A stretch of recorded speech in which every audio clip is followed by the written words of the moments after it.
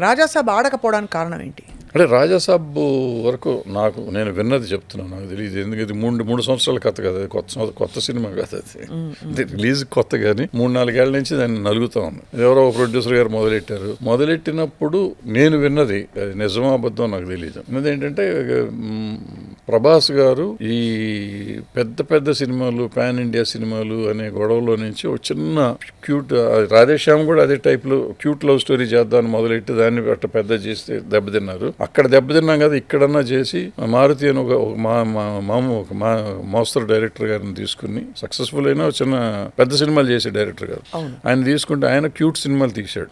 So అలాంటి cute cinema చేసుకుని తప్పగా ఒక చిన్న సినిమా చేసి మామూలు రేంజ్ లో చేసి మన తెలుగులో కూడా చేద్దాం అనే ఉద్దేశంలో మొదలెట్టారని నేను విన్నాను.